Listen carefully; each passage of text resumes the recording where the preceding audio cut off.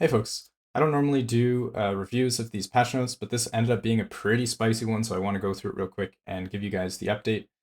So there's been some nerfs to the damage of Nemesis. Their life is actually pretty low, you can kill them very quickly, but the damage they do is quite high. So with Nemesis, it ended up being if you can't kill them immediately, they're extremely dangerous, or you try and off-screen them. It's not really a great experience. So these are some nerfs to some of the damage that they deal and some of their AoE and stuff like that. So this should be a lot easier to deal with for people uh, in the timelines. We also have some UI improvements to the Nemesis panel. I know a lot of people have been asking for some of the confirmation dialogue to go away. I don't think that that's addressing this, but it is some quality of life when you close out to make that a little bit better. We have a really big one here. We have the corruption catch-up mechanic buffs. So if you're not aware, if you kill Shade in a timeline and you have another timeline that is at a higher corruption, you get a certain amount of catch-up mechanic to make gaining corruption on subsequent timelines faster. This is a massive buff to the catch-up mechanic. So if you have like a timeline that's all the way at 1,000 and you're doing one that's at 100, you can pretty much immediately get caught back up. Whereas before you would have to do multiple shades to get back to where you were. This is really nice. And the way I'm reading it, the catch-up mechanic is 95%. I think if you have stacks of Orbis and you do a distant shade, you might actually be able to slingshot past your highest timeline and end up being higher on the one you just completed. At least that's how I'm reading it, which would be pretty cool.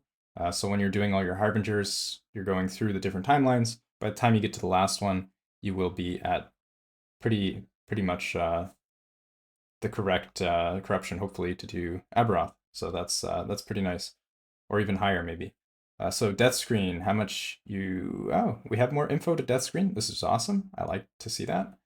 Um, this is really useful information, especially the crit thing will help people know that they do need some sort of crit mitigation. So that is nice. We have some damage scaling. These are a crazy high damage DOT, so now it's not immediate. These used to basically one-shot people in certain circumstances, especially high corruption. I do like this change specifically. We have another DOT one from the Scorpions. We have another DOT. We're seeing a bit of a trend here. Sand Twister, this is a DOT. These are all seem to be DOT nerfs.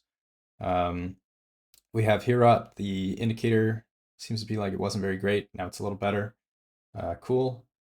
The Holy Meteor, this was, I don't think it was a DOT, but it was pretty high damage. The reducing the rain, these would kind of like off screen you, so that's nice.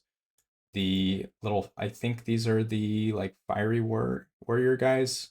This is nice. We have another DOT change here, less poison damage. We're sealing a lot of DOT nerfs from what it seems like. The Tundra Stalker, this was a really deadly one.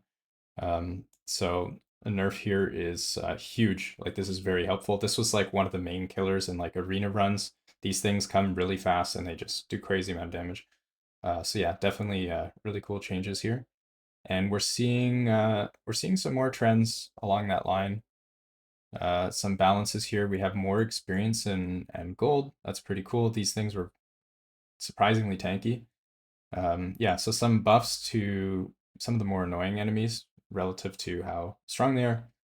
And we also have Wingari's Fire nerf. That's awesome. This was another huge killer of players, and especially in high corruption. This is very nice. It's still going to be pretty deadly because these things were like absolutely insane before, but this is definitely a nice change. We also have some more poison stuff here. Some more poison nerfs. Poison. There's a lot of poison stuff here.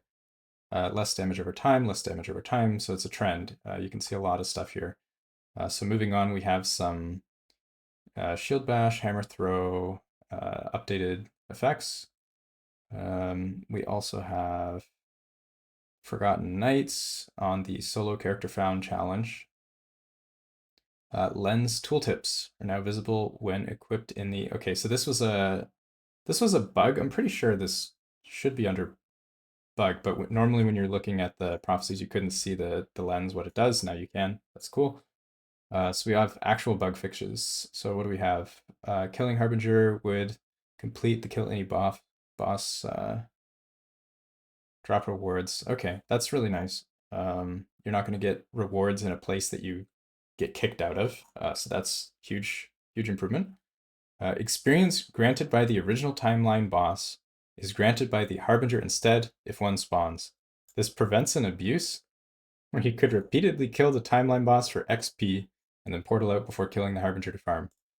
This is because of us. We got this. Let's go. So yeah, we made a video about that a couple days ago, and HG is being very fast. We have a fix pretty much immediately. Very nice. We also have abilities persisting after they die. This was huge. I died several times to this, not realizing that the abilities are still going. The visuals can be a little bit blurred with the backgrounds, hard to see. So this is very nice. What else? We have some more egg. It could change the egg to COF. This was problematic. And it seems like this is confirming that the COF bonus does apply to the Nemesis, so that's really cool too.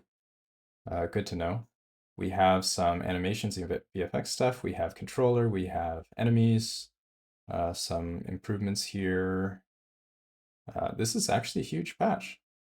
And yeah, we have some skills and passives. Dancing Strikes, Toxic, Craving. Sometimes fail to cast due to mana cost. Yeah, that's good. Ring of Shields, where the shields are not visible. Brewmaster. So this has been like perpetually bugged. It's nice to see some fixes here. So it was not doubling the additional crit chance of its buff. Yeah, so this has been really weird. I'm hoping that this is like properly fixed now.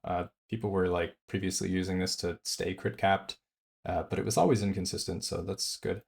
And then we have some system stuff,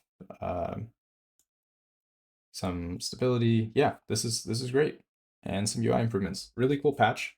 Very happy to see it. It came in as like a small sub patch here, but it ended up being a really spicy one. I think people are going to be very happy with this. So yeah, I'll catch you guys in the next one. Cheers.